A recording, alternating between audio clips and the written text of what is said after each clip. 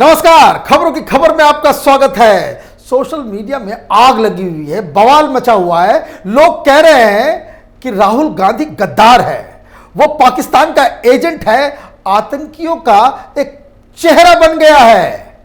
और ये बवाल इसलिए मच रहा है क्योंकि कोलंबिया यूनिवर्सिटी से एक अवार्ड दी जाती है, पुलित्जर। उसमें दुनिया भर के जो जर्नलिस्ट होते हैं उनको सम्मानित किया जाता है हर साल। उन्होंने इस बार 3 जम्मू कश्मीर के फोटोग्राफर को, जो फोटो जर्नलिस्ट कहलाते हैं, उनको अवार्ड दिया है। और अवार्ड जैसे मिला, इन्होंने ट्वीट कर दिया। तो राहुल गांधी ने क्या ट्वीट किया उसको जरा देखिए। राहुल गांधी ने लिखा, congratulations to Indian photo journalist Dar Yasin, Mukhtar Khan और Channi Anand for winning a Pulitzer prize for their powerful image of life in Jammu and Kashmir. You make us all proud. तो राहुल गांधी ने बता दिया कि ये जो अवार्ड मिला हुआ उससे पूरा हिंदुस्तान जो है वो गर्वान्वित महसूस कर रहा है, क्योंकि आपने जम्मू कश्मीर की सच्चाई दिखाई है। लेकिन इसमें एक मामला फंस गया। वो इसलिए फंस गया क्योंकि जो पुलित्जर ने जो ये अवार्ड दिया और उसके नीचे जो साइटेशन है कि किस लिए अवार्ड दिया गया है, उसमें जो बातें लिखी हुई है वो तो पाकिस्तान की भाषा है, वो लेफ्ट लिबरल कबाल की भाषा है। और उस भाषा को तो कोई भी हिंदुस्तान पे गर्व करने वाला इंसान बर्दाश्त नहीं करेगा। क्योंकि जो अवार्ड दिया गया है उसके नीचे क्या लिखा गया है उसको भी आप जरा सा देखिए। लिखा हुआ है, for their striking image of life in the contested territory of Kashmir as India revoked its independence executed through a communication blackout. अब ये पूरी दुनिया को ये पुलित्जर जो संस्था है ये अवार्ड देती है जर्नलिज्म का। अब ये पता नहीं किस जर्नलिस्ट ने, किस प्रोपेगेंडिस्ट ने, किस पाकिस्तानी ने और किस नक्सली ने और किस लेफ्ट लिबरल कबाल के वो महान लोग हैं जिन्होंने पुलित्जर को ये बता दिया कि हिंदुस्तान ने कश्मीर के इंडिपेंडेंस को रिवोक कर दिया, मतलब इंडिपेंडेंस को खत्म कर दिया। कश्मीर इंडिपेंडेंट था क्या, या उसका स्टेटस कुछ और था? इनफैक्ट अगर कोई भी गर्वान्वित हिंदुस्तान पे गर्व करने वाला इंसान होगा वो तो ये कहेगा कि ये जो लॉकडाउन किया गया था, जब आर्टिकल 370 हटाया गया था, तो कश्मीर को आज़ादी दिलाई गई थी पाकिस्तान के चंगुल से, आतंकवादियों के चंगुल से, अलगाववादियों के चंगुल से। तो ये मसला अब यहां फंस गया कि जब यह अवार्ड दिया जा रहा है एक झूठ, एक अफवाह, एक प्रोपेगेंडा के तहत, तो ये शख्स राहुल गांधी ये इस तरह की नादानी कैसे कर सकता है कि जो शख्स देश का प्रधानमंत्री बनना चाहता हो और हिंदुस्तान के एक इलाके को हिंदुस्तान का हिस्सा मानता ही नहीं हो। और इसलिए ये सवाल उठना लाजमी हो गया और इसलिए लोगों का गुस्सा है कि राहुल गांधी क्या पाकिस्तान की भाषा बोलते हैं, क्या पाकिस्तान के एजेंट हो गए हैं, क्या वो गद्दार हैं? तो जो लोग ये सवाल उठा रहे हैं, बीजेपी ने ये सवाल उठा दिया, संबित पात्रा ने सवाल पूछ दिया कि वो माफी मांगे और उन्होंने ये भी कह दिया कि ये बर्दाश्त नहीं किया जाएगा। खैर, अब ये सवाल, ये तो बीजेपी वाले भी थोड़े, उनका भी नट बोल्ट थोड़ा सा ढीला हो गया है। क्यों माफी मांग रहे हो भाई? क्या आप चाहते हो कि राहुल गांधी माफी मांगना स्टार्ट कर दे? और क्यों माफी मांगे? क्या आप राहुल गांधी को जानते नहीं? जब से राहुल गांधी ये चुनाव हारे हैं 2014 में, 2019 में, इस दौरान उनका बिहेवियर क्या रहा है, ये किसी से छुपा हुआ है? ये बात लगातार कैपिटल टीवी में हम लोग बताते आ रहे हैं कि कांग्रेस पार्टी ने अपना दिलो दिमाग सब कुछ ऐसे लोगों के हवाले कर दिया है, ऐसे जयचंदों के हवाले कर दिया है, जिसकी वजह से कांग्रेस पार्टी रसातल में चली जाएगी, इसका नामो निशान खत्म हो जाएगा। उसकी वजह क्या है? उसकी वजह यह है कि आर्टिकल 370 हटाया गया। तो लेफ्ट लिबरल कबाल, इनका जो धंधा जो चल रहा था, ये कश्मीर के नाम पे जो छाती पीटने वाला जो ब्रिगेड है हिंदुस्तान के अंदर में, जिसको सऊदी अरब से पैसा आ रहा था, ISI का पैसा आ रहा था, वो पैसा बंद हो गया कि भाई कुछ तो करो। और इससे जो वो साउथ दिल्ली में बड़े बड़े बंगले खरीद रहे थे, इनका तो धंधा चौपट हो गया। तो ये लोग तो हिंदुस्तान को ये समझा रखा था इन लोगों ने कि आर्टिकल 370 अगर हट गया तो कश्मीर हिंदुस्तान का हिस्सा ही नहीं रहेगा, वो ब्रिज है। और वो ब्रिज तोड़ दोगे तो फिर तो कश्मीर के ऊपर कोई अपना अख्तियार ही नहीं रहेगा। लो, आर्टिकल 370 भी हट गया और कश्मीर को आज़ादी भी मिल गई और कश्मीर जो है वो भारत का एक अटूट अंग भी बन गया। और ये तो अभी सिर्फ भारत का हिस्सा, इसके जरिए आर्टिकल 370 हटाने के बाद अब हमारी जो दावेदारी है वो पीओके और गिलगिट बल्टिस्तान के ऊपर भी हो गया है। ये बात मैं आगे बताऊंगा कि किस तरीके से। लेकिन राहुल गांधी ने क्या कर दिया? तो राहुल गांधी वही कर रहे हैं जो लगातार पिछले 3-4 सालों से ये करते चले आ रहे हैं। आपको याद होगा, आर्टिकल 370 हटा, ये बवाल मचाने लग गए सारे लोग। और ये आदमी यही आकर के कहा था जब CWC की मीटिंग चल रही थी कि कांग्रेस पार्टी का नेक्स्ट अध्यक्ष कौन होगा, तो ये 10 बजे रात में मीडिया के सामने आकर के बोलते कि कश्मीर में तो कत्लो गारत हो रहा है, लोगों को मारा जा रहा है। ये प्रेस कॉन्फ्रेंस ट्वीट कर रहे थे और इस शख्स को जरा सा भी शर्म नहीं है। और ये बीजेपी वाले क्यों इससे बोलते हैं कि मैं माफी मांगू? क्या इसने माफी मांगा? कि इसने झूठ और अफवाह जो फैलाई उस दौरान आर्टिकल 370 के हटाने के बाद, और इसके ट्वीट को, इसको तो चुल्लू भर पानी में डूब के मर जाना चाहिए।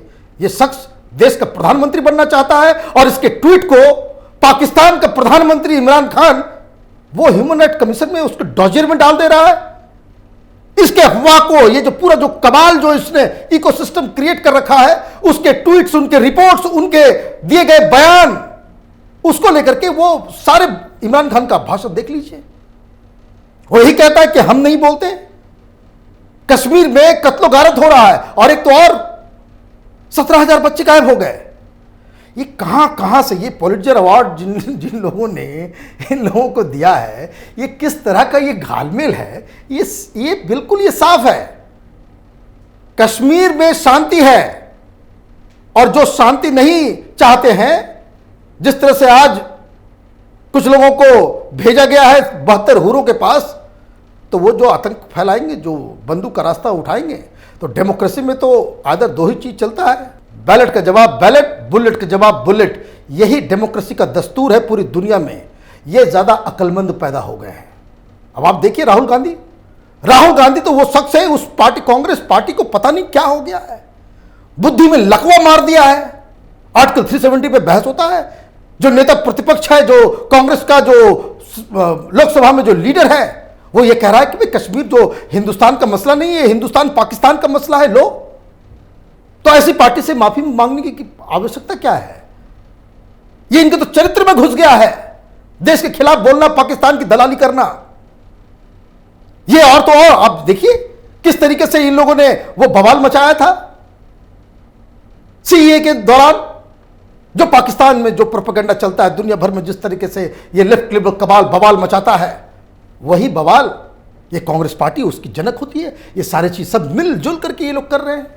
और तो और देखिए, आप बोले कश्मीर के ऊपर, कांग्रेस पार्टी में अगर कोई भी शख्स, कोई भी नेता अगर हिंदुस्तान के लिए जरा सा भी उसके शरीर में, उसके रग में खून दौड़ता है हिंदुस्तान के लिए, तो उस पार्टी को इमीडिएटली छोड़ देना चाहिए था। उसी दिन, जिस दिन कांग्रेस पार्टी के लोग लंदन में बैठ के लेबर पार्टी के साथ सांठ-गांठ करके वहां पे वो हिंदुस्तान के खिलाफ रेजोल्यूशन पास करवा रहे थे। हिंदुस्तान के साथ जो पार्टी लंदन में, यूके में जो लेबर पार्टी है, जो हिंदुस्तान के खिलाफ रेजोल्यूशन पास कर रही है, उसके साथ राहुल गांधी मिल रहे हैं। जरा सा भी शर्म है आंखों में, या सब कुछ इन लोगों ने खत्म कर दिया है? मोदी से घृणा करते करते ये लोग देश के गद्दार बन गए, इसमें कोई डाउट ही नहीं है। एक और मसला मुझे याद आ रहा है, ये राहुल गांधी किस तरह का, ये तो कांग्रेस पार्टी का अध्यक्ष बनने लायक ही नहीं है कभी। जिस तरह के महान लोग कांग्रेस पार्टी के अध्यक्ष बने हैं, कांग्रेस पार्टी का जो इतिहास रहा है, उसके सामने ये लिलपुट भी नहीं है। जिस जगह पे जेएनयू के अंदर भारत तेरे टुकड़े होंगे, इंशाअल्लाह के नारे लगाए जा रहे हैं, आप खड़े होंगे उसके साथ, और ये आप ये कह रहे हो कि भाई ये अभिव्यक्ति की आजादी है। वहां कहा जा रहा है कि जब तक भारत में, जब तक उसको तोड़ा नहीं जाएगा, उसका भारत को खंड खंड विखंड नहीं किया जाएगा, तब तक हमारी जंग जारी रहेगी। इस तरह के नारेबाजी हो रही थी और आप वहां जाके खड़े हो गए, और इसलिए जनता ने आपको सबक सिखाया। लेकिन एक दो बात और, जो पुलित्जर जो प्राइज जो दिया गया है उस पे, ये वही लोग हैं ये जो बहुत ज्यादा फ्रीडम ऑफ एक्सप्रेशन की बात जो करते हैं। ये लोग तो कह रहे थे कि आर्टिकल 370 लगने के बाद वहां पे पत्रकार ऑपरेट नहीं करते हैं, वहां पे पूरा तरह से कर्फ्यू कर दिया गया है, मीडिया को गैग कर दिया गया है, किसी को कहीं जाने नहीं दिया जा रहा है, और ये प्राइज भी लिया है। अजीब कहानी है।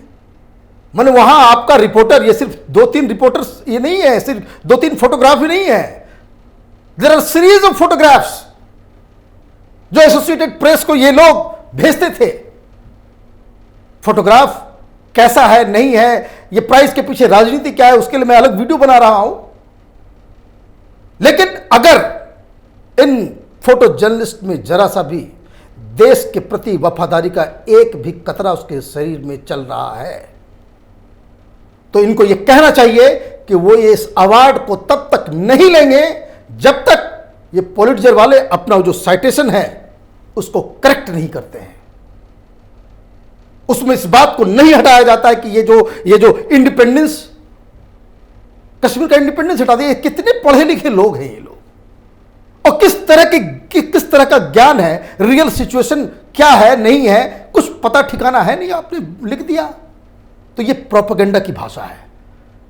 तो अगर ये लोग कहते हैं कि भाई, अच्छा बहुत सारे लोग कह रहे हैं कि भाई कि हिंदुस्तानी को इतना बड़ा प्राइज मिला है तो खुशियां मनानी चाहिए। अरे भाई, हिंदुस्तानी तो मीर जाफर भी था, जयचंद भी था, खुशियां मनाओ, ये तुम्हारे लिए देवता होंगे। लेकिन हमारे लिए तो अभी वो शक की सुई जो है इनके ऊपर टिकी हुई है कि अगर ये प्राइज को वो एक्सेप्ट करते हैं तो इनकी गिनती जयचंदों और मीर जाफरों में होगी।